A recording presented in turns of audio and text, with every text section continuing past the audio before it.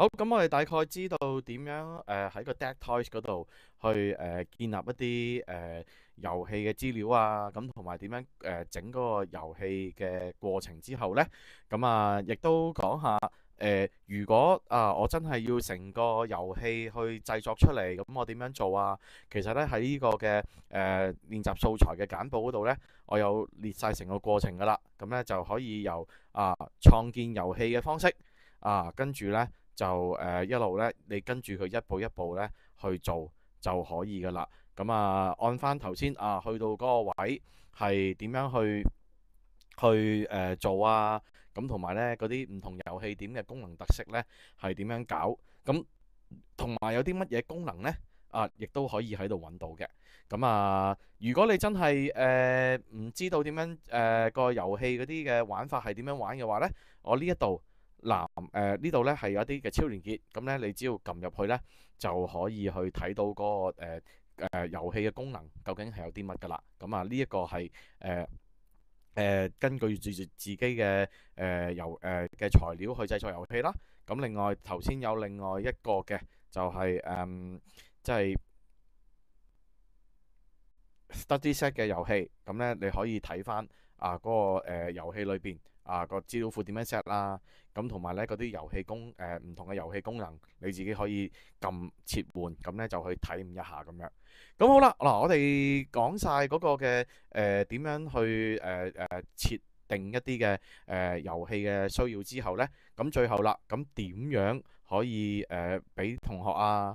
咁譬如話我呢度已經整好晒啦，咁我跟住呢，我就俾同學啦。咁你見到右上角有一個叫 Assign 或者 Share 嘅，咁你撳入去有兩種做法嘅。你可以直接係咁樣去 share 俾同學啦，assign to 呢個頭先我哋設立嘅 classroom 啦。咁揀我要擺嘅 classroom，譬如話我擺呢個位嘅，咁呢。撳一撳，咁咧就可以咧俾咗同學噶啦。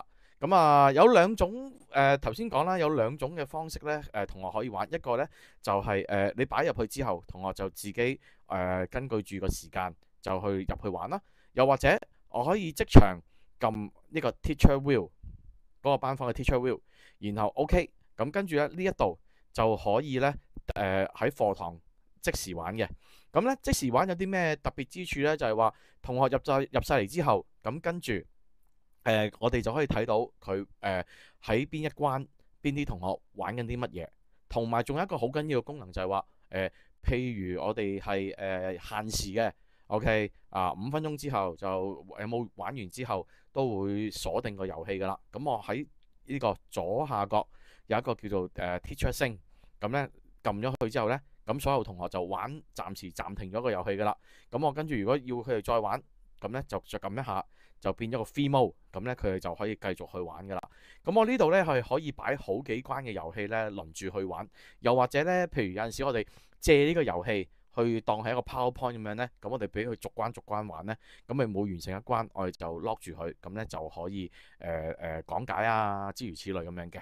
咁另外就係話喺右手邊呢一邊玩完之後。我哋咧亦都可以攞到咧同學嗰個嘅玩嗰個情況啦，每一關啲同學答啱幾多，答錯幾多咁樣嘅。